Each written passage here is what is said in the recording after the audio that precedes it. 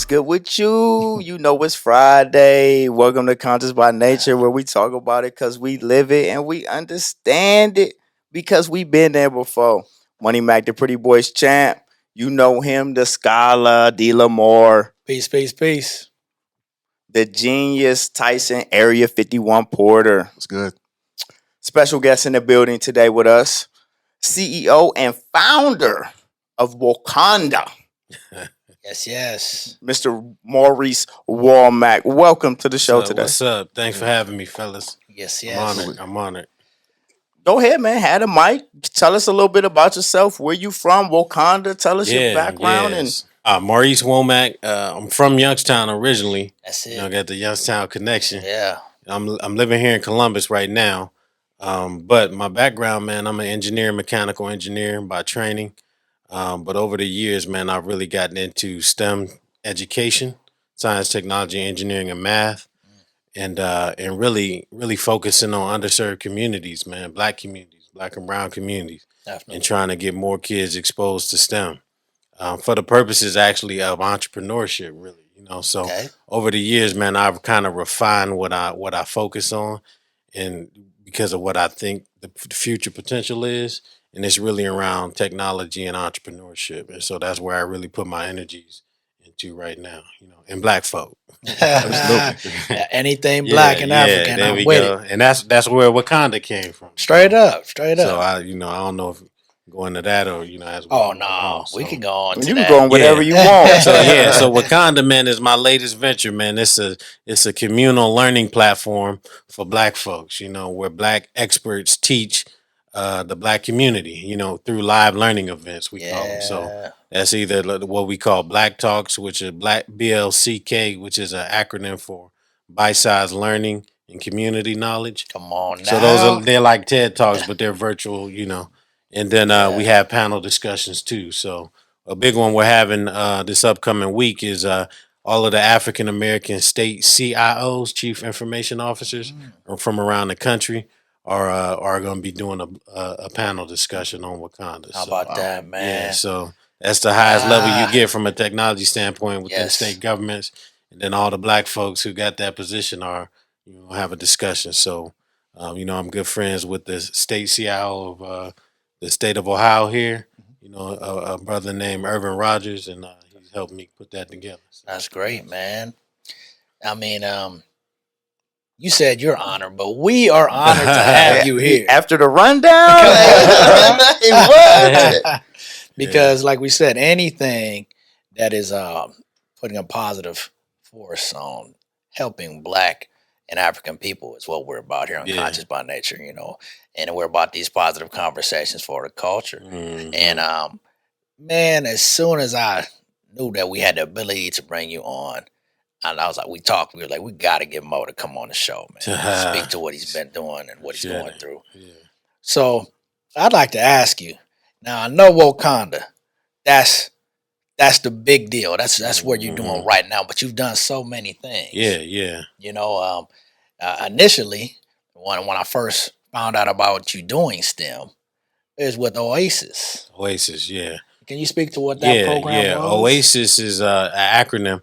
I love acronyms, man, because you can kind of put have a larger word, but then break it down into concepts. So Oasis is opening access to STEM in informal settings.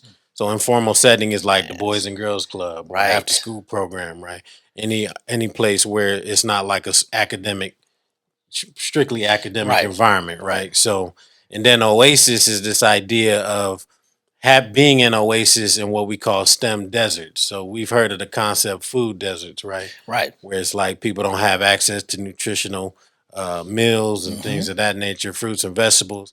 But we also have STEM deserts where kids don't have access to technology, digital spaces, places to build and create, right? And then typically in our communities. And so very common in our community. The Oasis was like, how do we solve that problem, give kids access to quality STEM learning in environments that are like low stakes, right? So like not like school where you feel like, hey, if I mess up, then I'm gonna get an F or whatever. Right. But we come, we learn, and we plan, and we building. So that's where Oasis was from. So. And when I seen it, that was the thing that really grabbed me. is that you make it fun for these kids. Yeah, man. What real quick, what are the age groups of these young kids? So this was really we were working with kids really from K-8. Oh, that's amazing. So Yeah. you're getting them really young. Really young. So when we first started, we were doing high school, and it was like, man, in high school, you either think you don't want to do STEM or science and math, or because you're not good at it, or you already know that you are, and then you're pursuing that. And so it was like, well, we need to reach them before they make this decision. Like, I don't like math and science, because the ones we were teaching in high school, they already knew they wanted to be engineers or scientists, and we was like, and it's usually not us at that point, right? In large numbers anyway. And so it's like, man, we really need to hit them when they're in elementary and middle school, and like show them how good they can be, because really at the core of it is creativity, man. And if our people are known for anything, it's creativity and music and art and all of that. And but that really the core of that is just the ability to solve problems, to think outside the box. And those are the real superstars when it comes to STEM and technology, right? Not just the people who can code and do like nerdy quote unquote things, right? But the people who can say like, hey, I can use this in a different way. I used to tell the kids, man, when we was growing up, if you ain't have a hoop, what'd you do? Build that crate, that milk crate, that crate, baby. On the phone, right? That's problem solving, right? And if you think about cats that went to prison, all the contraptions they make to get their daily needs and all of that, right. It's all about creativity, man. But you just need to understand the fundamentals so that you can, build now in a broader world.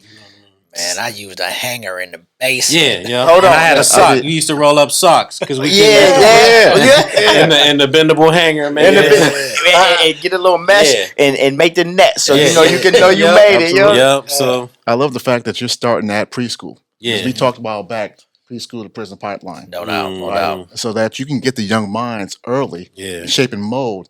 That's beautiful, man. That's beautiful. And that was the goal, man, to really make it like second nature.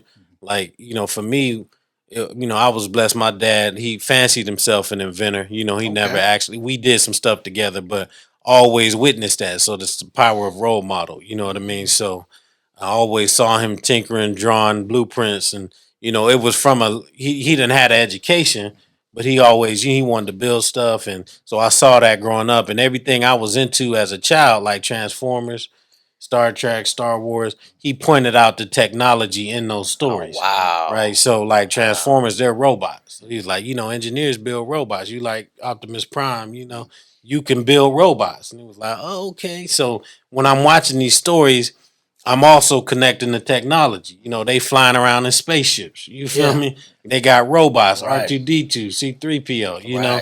And then when Iron Man came out, let's go. Yeah, it was like for these kids, I was like, man, he's using the engineering design process to build his first Iron Man suit. Yeah, it's Mark 1. Yeah, he built it in the cave, remember? Yeah. Right? Yeah. But that's a prototype. No so doubt. we can talk about prototypes, which are proof of So, man, all of these stories have evidence of technology, and just now you got to flip it and make it apparent to the kids that that's what it is. You know what I mean? I just think that is beautiful. And we always talk about memory, timestamps, him having a great father. Don't underestimate being there for your children and being in their life, because that is a timestamp he will never forget. And look what he is building now, because his father is pointing out being an engineer when you watching Transformers. So that's beautiful. That's a great story there, for real. Yeah, man. I praise my father whenever I can, man. He's no longer with me, but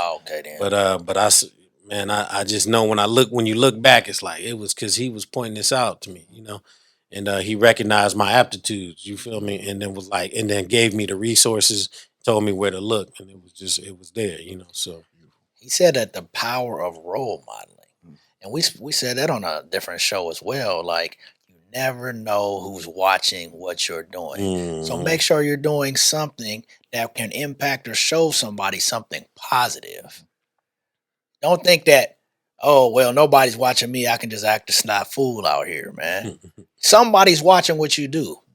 I've had people come up to me in my professional life and ask me how I move or why I'm doing something. And I say, well, okay, young man, you want to learn? Let me show you. And I had no idea that I was being viewed as a role model. So you always have to do that. So that was a great story about that, man. Thanks, man. Yeah, like I said, when I talk to the kids, and when I go in to talk to administrators trying to do STEM programs, it's this idea of like I've been where these kids are, and I understand that they need to see somebody like me or my employees, who are typically Black and brown individuals, coming in. They're the knowledge bearers, right? And they're teaching the kids. You know what I mean? So all of that, it all kind of works together. You know what I mean? So. Okay. I love it. I love it, man. That's he is fire, man. There's a lot of details going on, man. But let's get conscious, man. D. Lamar, first topic, please. So, young man Dante, terrible loss of life. We just want to address that situation. I mean, we've all seen what happened. What's your feedback on that? What do you guys think about what happened to that young man? It was quote unquote messed up, man. I mean, it's just, I was telling somebody, man, it's exhausting, man, to be Black in America nowadays, man. Because every day you wake up, man, there's something new. It's just like, man, how bad can it get? You feel me? And go ahead. No, man. I mean, we saw what happened to him. I mean, we broke that down last week, but it's ongoing. And like you said, it is exhausting to watch every day one of us lose our life, or the police brutality is like a way of life for us as Black and brown people. This young man, traffic stop again. How many times we get stopped for a traffic stop? How many times have you or somebody as soon as the police pull up and it ain't even for you, you nervous, so you're like, God damn. He pulls over, he's on the phone with his mama, asking for the insurance information because he got a brand new car. They pull him out the car because he had another warrant. I don't remember what it was for. But they cuffing this young man. They trying to cuff him. They trying to harass him on the car. All right, he get back in the car, and you pull your firearm instead of your taser. What kind of training are these police? That's what I was about to say. You're running up, screaming, taser, taser, taser, taser, and then you buck off with your 9mm. What the? Not at one point did you have your service pistol in your hand. Man, talking to my brother the other day, he said, why are the tasers that officers carry shaped like firearms anyway? That's what I was telling my wife. I was like, it got like a gun handle. Yeah. Right? It's yellow and it's probably, I think it's more lightweight, but it's like in the heat of the moment. Like, how you know? How do you know? You should know dominant and, least dominant. You should know that. That's just it's a 26-year veteran, man, on the force. So if she can't do it, I was telling my wife, I was like, man, at the end of the day, man, I know there are a lot of good cops out there, man, but there's a lot of incompetence out there. There man. it is. And it's like, if you need to limit your interactions with police at all time, because you don't know what's going to happen, how it's going to escalate. And so, and that's why, when the dude in New York, I think his name was Chris Cooper, when the white woman called, he was bird watching. Yep. Like, this idea that you're going to call the cops somewhere where a Black body is correct. Like, it's almost like a potential death sentence. It definitely because is. It can always escalate to the next level. And unbeknownst to her or not, that woman was a white supremacist. Because they know, right or wrong, if I say Black and they bothering me, lethal force can come up and be administered to any one of us. So all you got to do is say, oh, he's Black. They found so many situations where people have lied and said that the perpetrator was a Black man or woman just so they could get the police to come and use a certain amount of force. I mean, did we not just talk about that story just last episode with the landlord? Yes. He called the police and said, oh, they have a gun. Lying. Yeah. And he said, well, what happened if the police come gun blazing? And that's a very good point, but you got to understand, guns didn't come blazing because we were dealing with a situation of good policing in Canadian police, where they came deep, but there were no guns drawn. Right. There was simple conversation. You know what I mean? I just believe that, like, nowadays, as a Black man or even anybody, you call the police to fix and de-escalate the situation. Correct. But now the police come and they escalate the situation. Normally, you seen the Canadian police last week come, de-escalate it, and leave. Okay, they come and the situation becomes worse, not better. Well, yeah, it's judge, jury, executioner, right there. All three, police, and that's just not how it's supposed to go. I mean, who wants to call the police? It's like it's to a point now that if there's a situation where you feel like you need to call the police, you think about it because you say they might show up and think it's me.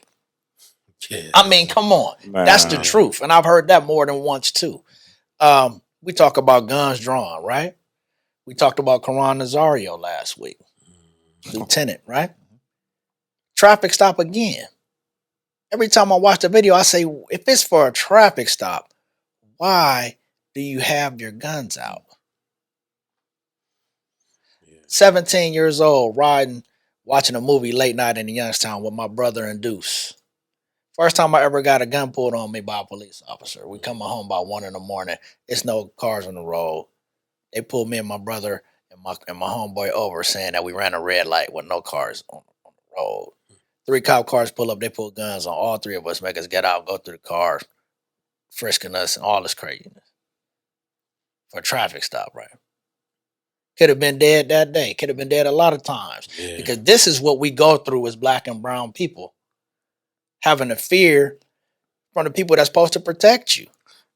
All they do is take our lives. You know, that's I don't recall ever being stopped for a traffic stop and not being pulled out the car. Come on. And not being pulled out the car. Mm-hmm. Like, I can't recall being stopped and a dude telling me not to get out the car, to get out the car. Like, I can't. It's only been one time where the dogs weren't called, and there wasn't at least 4 or 5 other cars for a traffic stop.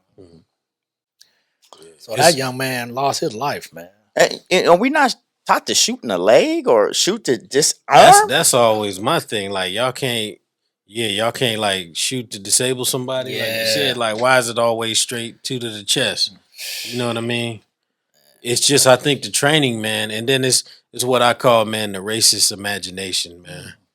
I was telling my wife, it's like, that's what we battling against, people's racist imaginations, because they're imagining that you're this dangerous person. Did you see the video that I saw DL had posted it, where the cop was on the car, on the white truck? Oh my God.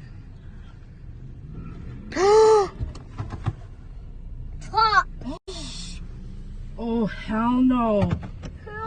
The cop is on there. Did you see that one? Yeah. But it was an old white man driving. He had backed up into the police and then he rolled off. Yeah. The cop was still hanging on the side. You know, and there was a cop there. He looked like he had an AR. He didn't raise it to shoot or nothing. Yeah. Dude rolled off. The cop still on the. So it's this idea and we talking about the Capitol riots, man. Yeah. How they can do all of that without no type of fear for their lives. Correct.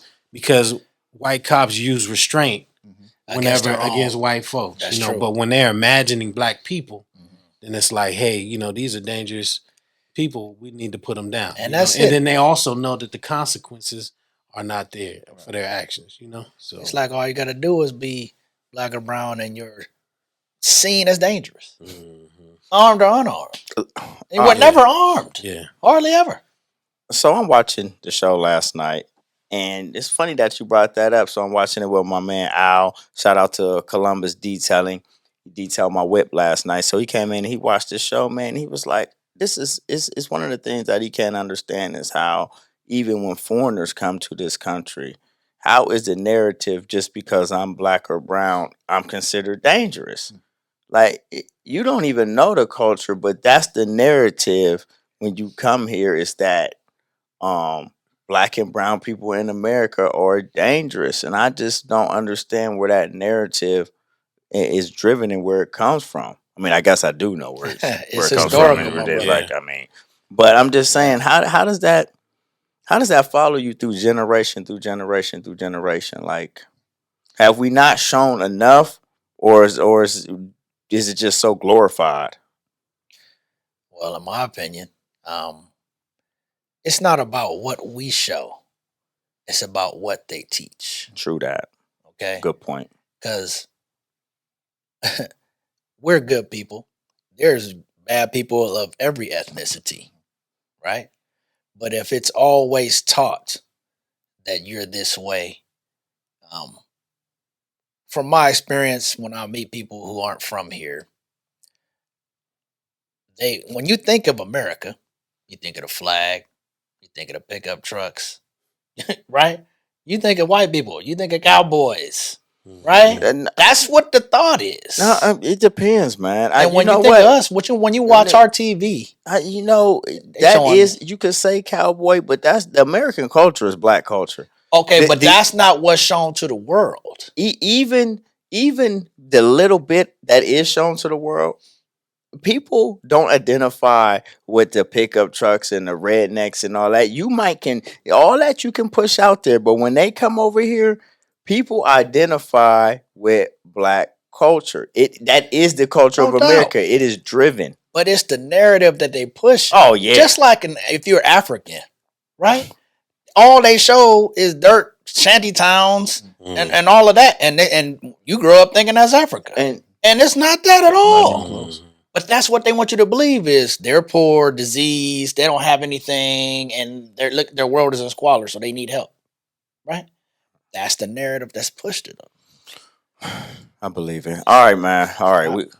Please, 51. What we got? Lighten it up just a little bit. Just a little bit. Did y'all see Kid Cudi perform on Saturday Night Live? I said lighten it up, man. I'm sorry, man. I'm gonna lighten it up, but we're gonna still be conscious with it. I mean, my man was in a dress.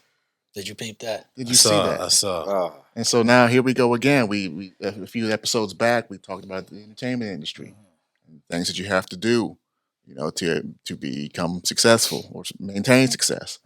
And so when I saw this brother in a dress, I'm like, oh no, got you too, huh? What door did you pick? What door did you pick? So let's speak on that a little bit. Why are these cats? I think we know why these cats are wearing dresses, but once again, I think that the shaping of the way society is now makes those things accepting. If you choose to wear a dress and if that's your lifestyle, fine. But it's just the acceptance. They call it toxic masculinity now, right? So the fact that I'm going to frown upon this man for wearing a dress, and I'll say, well, isn't a dress something that a woman's supposed to wear? You get shamed for that train of thought. Excuse me? So I'm toxic? Yeah, yes. I'm just for that train of thought. I'm not gonna say anything anymore. It's a choosing mental state that is being pushed now. So it's hard to know where you stand. It's hard to say, well, where can I be? I've heard, don't call a woman a female. Maybe she doesn't choose to be called a female. It's very difficult, and that is what's being pushed now. Why such confusion? Why all this confusion about something so simple? Well, I think there's a race between, especially celebrities, man, to be the most quote unquote progressive. Yes. Like the more you can say like none of this stuff matters to me, the more I think press you get, the more shine you get, especially amongst the celebrities, right? Because everybody's trying to one up each other. Like this doesn't matter, that doesn't matter. There's I think there was my wife and I were talking about this. They were putting women, like the word women, but there was an X over the E, or there was no E, there was an X. Yeah. And my wife felt a little way about it because it was like, well, now you're erasing women. So to kind of make everything like the same. There's this race to everybody being the same from a gender perspective. Correct. Right? And it's like, but what about those who want to be a man or called a man, or those who want to be women? Right? Who have a lived experience that is either a woman or a man, and they honor that. So you see how even how we're talking about this, it's not theoretical. This is actual. And it's like there's no gender specificity anymore. But my thing is, I understand all that, and I understand where people are going with that. But like, honestly, how can you change the narrative of life? Like, seriously, like you're basically lying to me when you tell me these things, because like there's a man and there's a woman, unless you're born both, and that's hermaphrodite, and that happens very rarely in mammals and man and humans. Okay, but it can happen. So I'll give you another caveat. Give me another caveat. Okay. So, okay, you saying basic life, man and female, male and female gender, right? But once again, we're talking subconscious nature, right? I didn't choose to be that. That's what it is. You know, I always, you know, and this is, you know, maybe somewhat controversial. You know, always felt like you remember Rachel Dolezal? Oh yeah.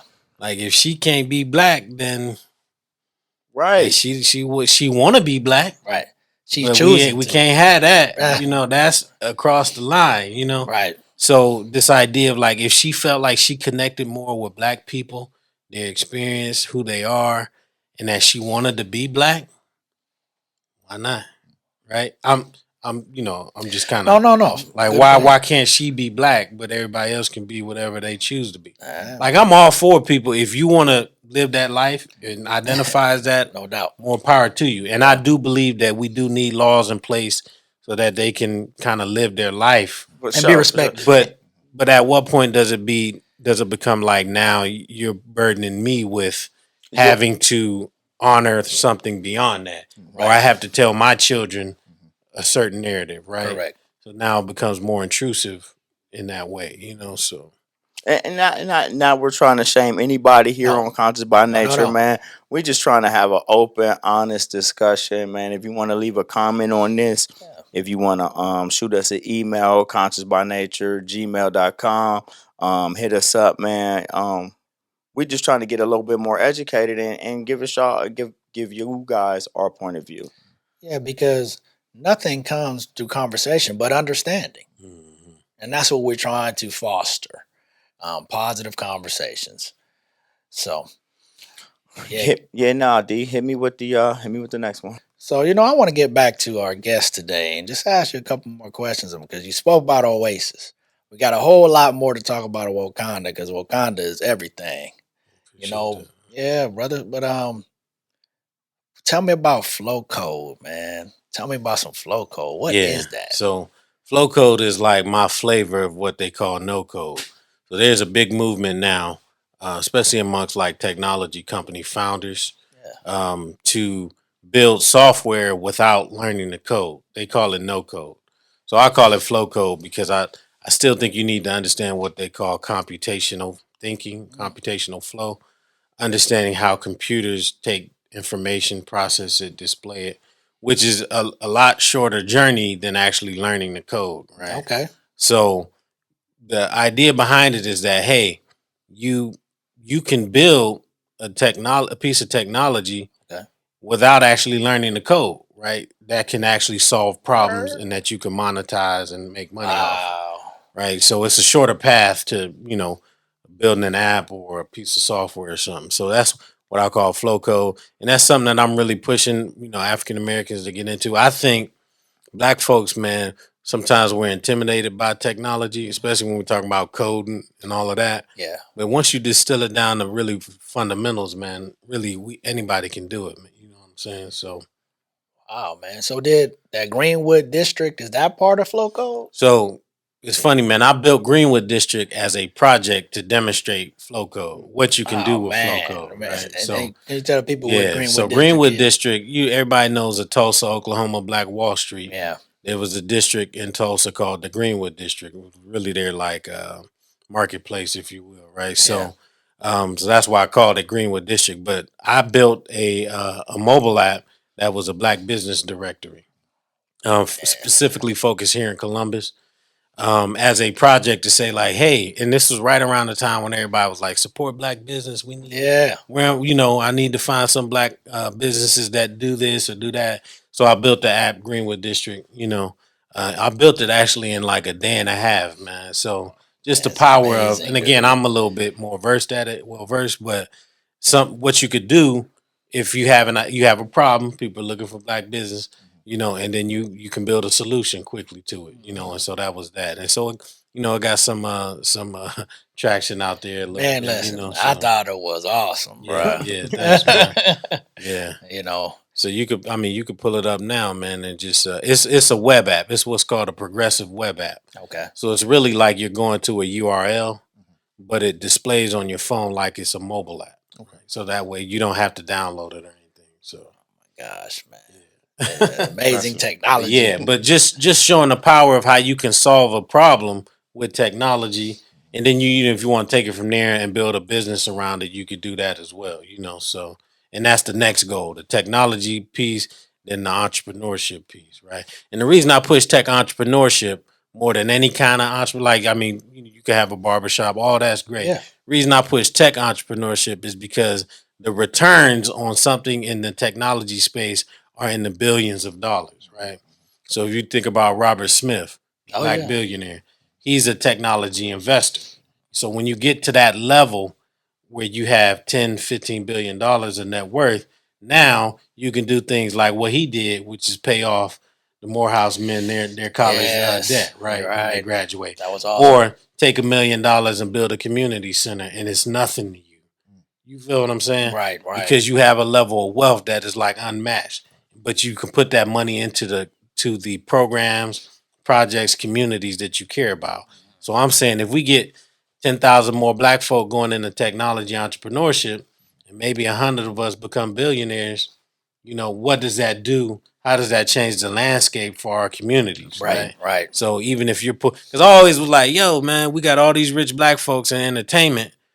How come they ain't came together some kind of consortium? That's always the question. And be like, yo, we gonna invest strictly in black people, because I know they invest some in black people and then some in white companies too.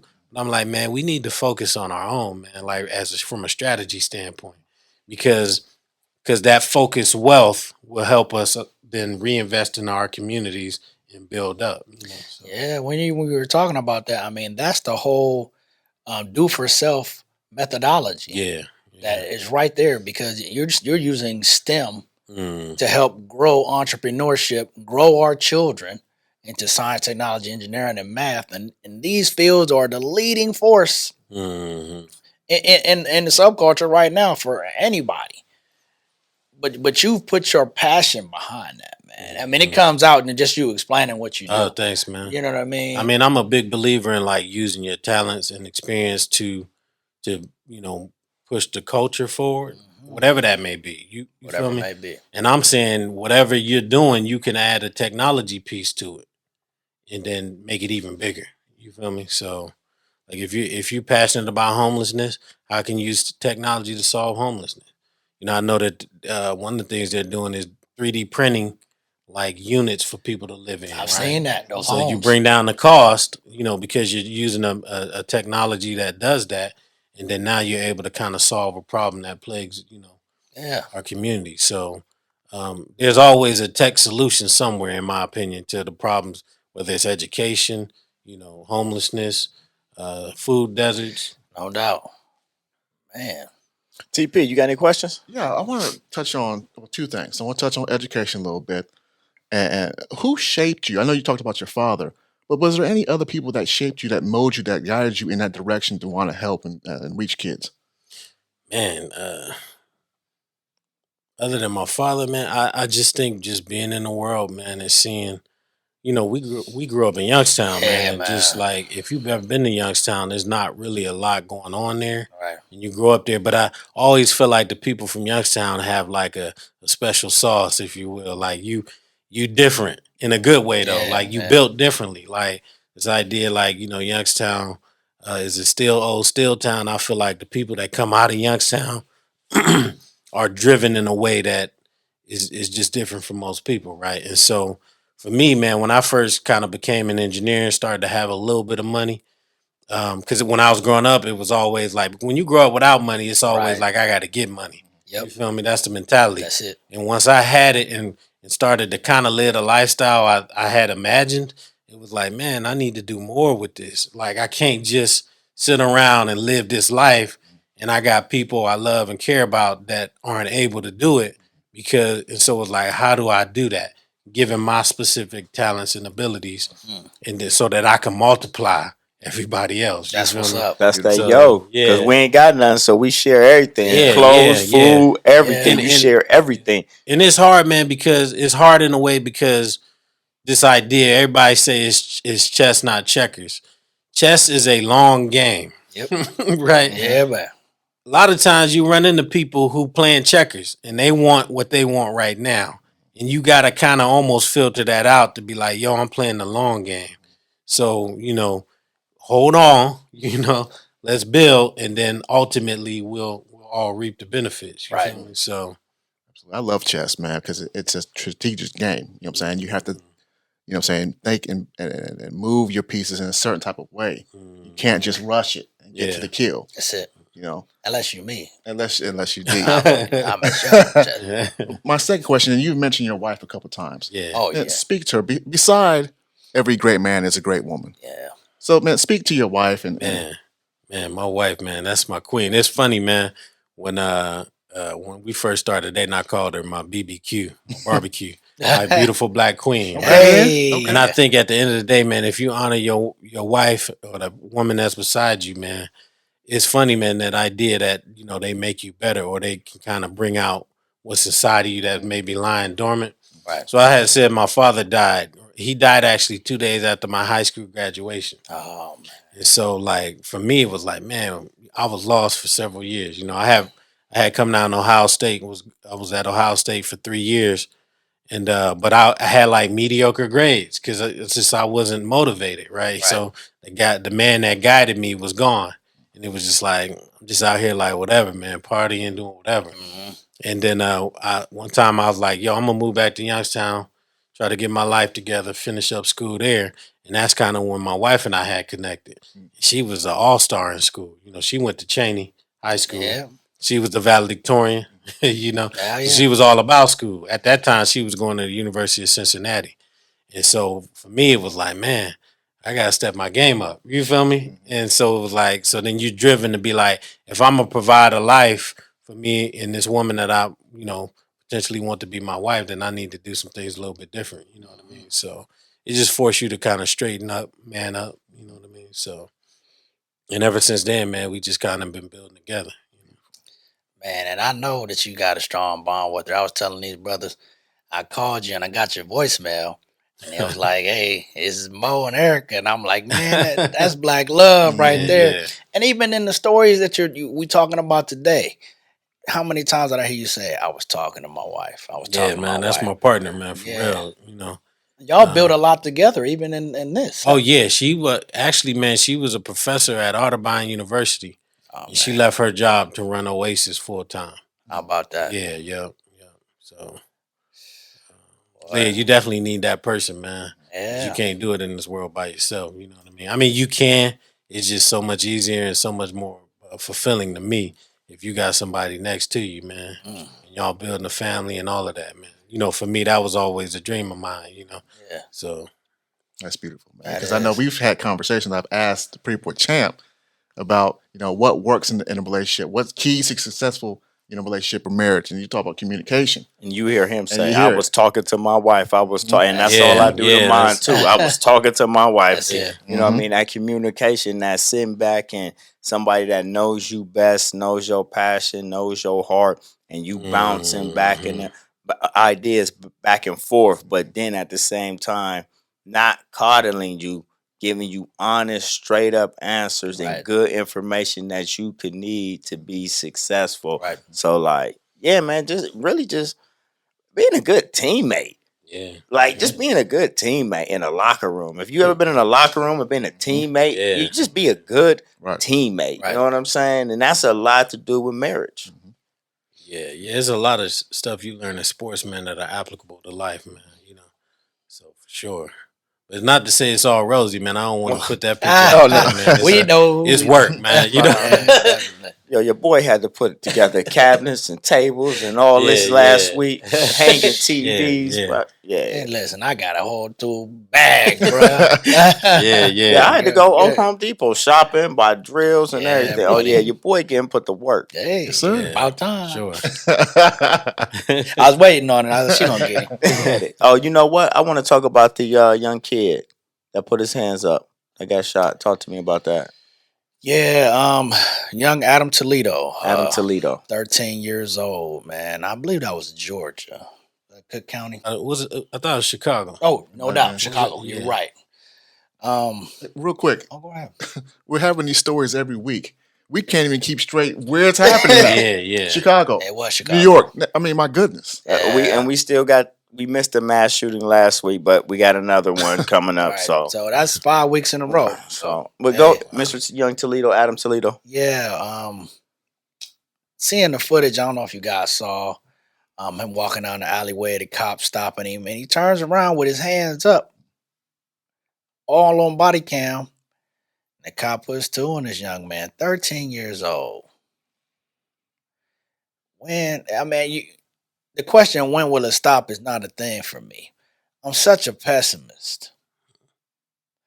And I say it on the show all the time. I try so hard to have hope for change, but I can't be asking for change from people who ain't trying to do nothing for us. We trying to do for self. My brother right here telling us about the things that he's doing in STEM technology to help us build our people, African, Black, and brown people. But we can't keep ourselves safe. My thought, I was in a car just driving the other day, and I said, man, we're so defenseless. Whenever I see these shootings and I watch the comments, they say, how come this person didn't just do what they said or comply? We comply. We follow the law. We stop. We're unarmed. We still get murdered. We still get no justice. I'm reading something the other day, and it might be a show next week, that the police that murdered Breonna Taylor are profiting from her death. Like, what is going on? This is a psychotic world. But when they get nothing happening to them from the deaths of us, what would make them stop? And it's painful. Because your kids grow up and they get old. And just like our parents did with us, we got old. And they fear for us the same way. It's bad because now we're the adults talking about it. Now we're doing something. We have the ability to get the knowledge and information right now, like they did it. They just knew about it. They saw things happen. Now for us, it's right here, and we're able to get the information to educate ourselves further on what the true agenda has been. What do we do with that information? How do we help one another? That's what this show is. That's what Wōkanda's doing. And all organizations like that. All we can do is continue to push this for our viewers and listeners and drive conversation to hopefully make some kind of change, but it's so hard, man. It's chess, man. It's chess. It's chess. And we just got to figure it out, man. And work together, man, more than anything. You know what I mean? Definitely. Unity and unification in all aspects, networking. Those are the ways that we can help our people right now, because we're building the foundation for futures. You said something that was key, unity, right? And you saw unity in the case of the young man who got bullied in his neighborhood walking the street. Yes. Right? That white man came up to him, get out my neighborhood, this, that, and the other. And that was his neighborhood. He lived there, right? But you saw unity. The next day, black folk rose up and said, come push me. Right. So we need more of that. You know what I'm saying? If we're going to be able to do the things we want to do later on in life. I mean, I think that was a perfect example, man. They think they can bully us. Mm-hmm. One of the reasons I call the platform Wōkanda, man, is because when you think about Wōkanda, man, everything about Wōkanda is like Black excellence, man. Right? So not only technology, culture, their government, the way they operate Yeah. and do everything. And then from a technology standpoint, Wakanda's Wakanda because can't nobody touch them. Ain't nobody touch them. Like, because of the level of technology that they had, it was like they could go out and really destroy the world if they wanted to. Right? Vibranium is everything. Yeah. And like on some level, man, I think as a people we can get to that. I was telling my wife, man. See? yeah. Because we had these conversations, man. That's like, great. if you imagine, man, like black excellence is like the top excellence. You see what I'm saying? Like, if you think about like the best of our people, they're the best of every people. Yep. In whether that's sports, politics, business. Definitely. They're the best of the best. Yep. You feel me? So like always Morgan Freeman always played God or he played a president. Who are you? I'm the one. Creator of the heavens and the earth. Alpha and Omega. Oh, I see where this is going. That's it. Because that image, I think subconsciously anyway, in people's mind, like a black man is like the pinnacle. A wise black man is the pinnacle, right?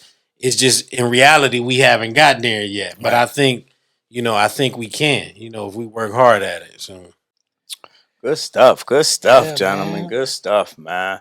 At 51, what you got for me? Something new? Let's talk about LeBron James real quick. Okay, for sure. Right. And that's gonna feed into something I gotta ask my man anyway. So that's great. Well, you already know what time it is. Let's go right into that. Okay. About the school and everything that he's doing right now. Yeah. So, I know you were affiliated with the I Promise School. Uh-huh.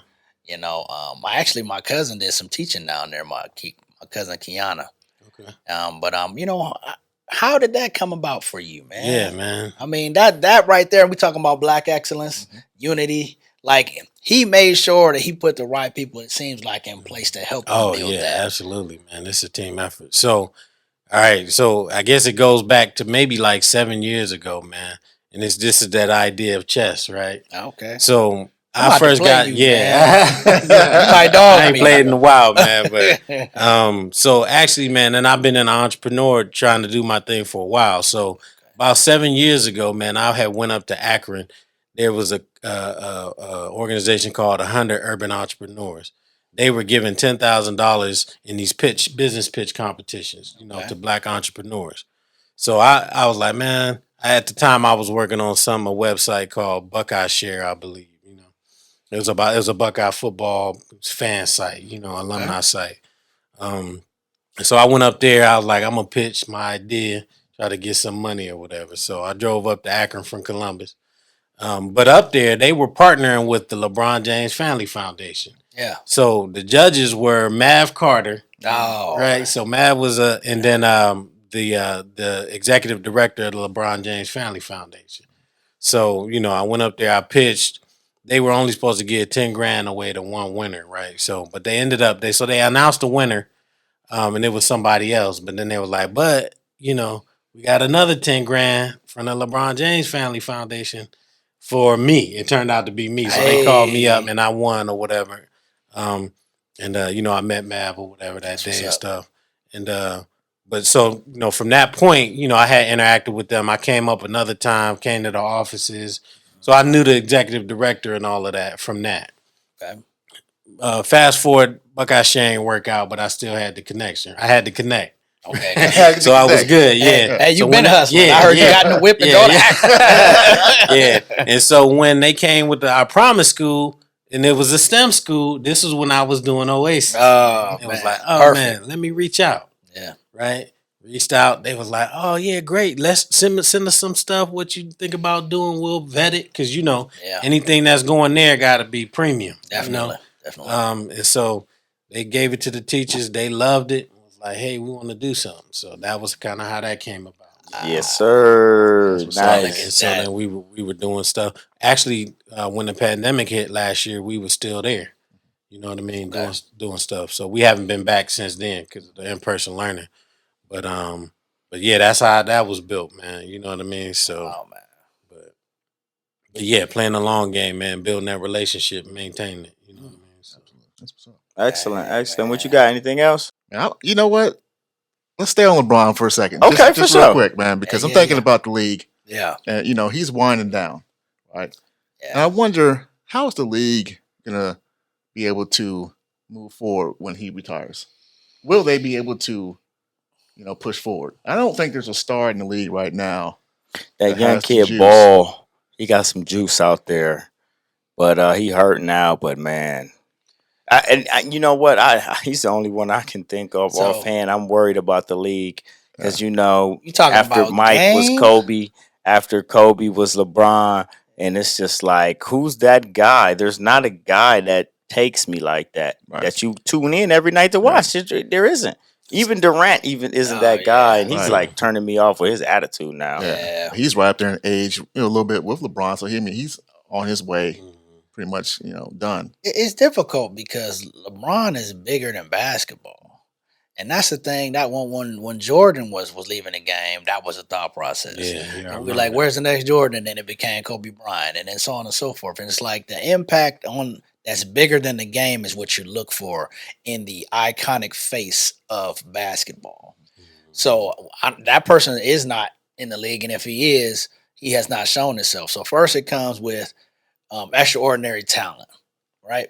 Which LeBron had when he came in 03. It was like, oh, amazing. We watching this guy at Akron St. V when he was there, but he wasn't bigger than the game yet. So maybe that's what they envisioned for Zion Williamson, but I'm not seeing that because that's what they were talking about for that kid. But I'm not seeing that. We crushed that dude the other day. I'm a Knicks fan once again, but I don't think he's in the league yet. Whoever this is. Maybe not. That's a great one. I don't know where they go from here, man. The league is the league. It'll be a guy. And you know what? There's always some powder puff, cream puff dude. They'll puff up and try to tell me something about him. So you know what I'm saying? Yeah. Mac Jones. Oh, But you know what I mean? There's always some dude they'll puff up and tell me some bullshit about. You know what I mean? So believe that. There's a guy after LeBron. Whatever. Yeah. You know what I mean? Mike, we got Kobe, we got LeBron. From there we had Magic, we were spoiled. Dr. J, okay? Like, we're going to get a guy. There's going to be a guy. Gotta wait and see. It was talking like Steph Curry for a few years back was going to be that man, remember? Yeah. And he's amazing still. He doesn't do enough. Like personally, to be the face of the league, you have to be able to come down the lane and smash on somebody's face. Yeah. Nothing personal. You know what I'm saying? I love his game. Okay, yeah, but to be young kids don't care, man. To be that guy, you gotta be able to do both. You gotta be able to splash a three, and you gotta be able to smash on somebody's face. Not only that, you gotta be able to sauce too. Curry can sauce. But he can't. When the last time you smashed on somebody's face? He ain't smashing on my face. He's shooting that three from mid court. That's cool. That's the young cats. That's what they true. like. That's what they like. And that's what they're trying to emulate. That's all they emulating. Some think that's if you can't shoot a three, your team is going nowhere. See, you know what? Okay, that's true. And I remember coach be like, "Oh, you always trying to dribble." Like, is that better to emulate? Because I remember my coach used to always be at me, "Oh, that bullshit you doing trying to get to the basket." Yeah, he was talking like that too. I know who your coach was. Just talking to me just like that. Get your ass over here. So it's like, do you want that? At least coach, at least I'm going to the line getting fouled. Like, you want this guy back here dribbling, just jacking these threes up, man? Come on, man. Like, I ain't gonna lie. The product of basketball right now is very diluted. When I look at the game, I know everybody's like, "Oh, it's open and it's wide," but like, it's very diluted. When I watch it, there's no there's passing, cutting, player movement. Yeah. What are we talking about here? We have no idea. People, if you're under 15, you're like, "What player movement?" Right. What is that? What's the triangle? A back pick? I don't understand what you're talking about. Lost art. A California cut? You know what? Let's not get on to this sports thing. I can get here all day, man. But take us home, man.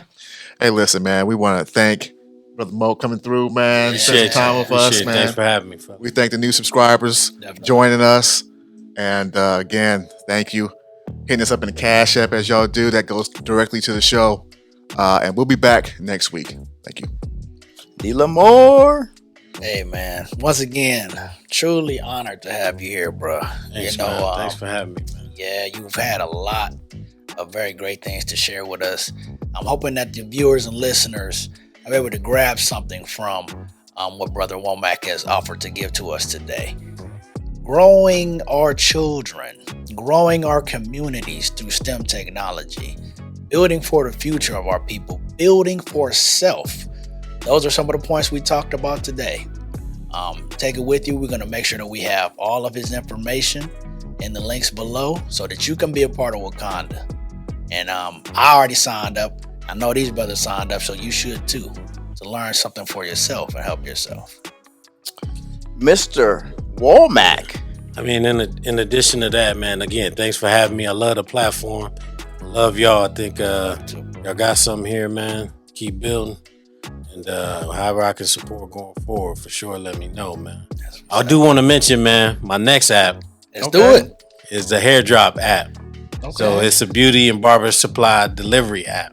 So you can order beauty supplies from your phone, have it delivered in an hour. Come on, bro. That's built. Like I said, I'm out here trying to solve problems for the Black community. We spend disproportionately on beauty and hair care products. Like you seen the movie Chris Rock, Hair, right? We about to take that over, so we going worldwide with hair drops. So that's at least in my mind. Let's see if it happens. So for sure. Hey, thank you for joining us today, man. Thank you for tuning in to this Cultures by Nature and this Black love movement we got going on over here, man. Appreciate our special guest, Mr. Womack, for coming in today. To my brothers, great conversation, great topics today, man. Beautiful show, man. Y'all look so good, cleaned up, man. Very nicely, man. You know what it is, man. Next week, 8 o'clock. Don't miss Conscious by Nature. Stay conscious, everybody. Stay conscious. Peace.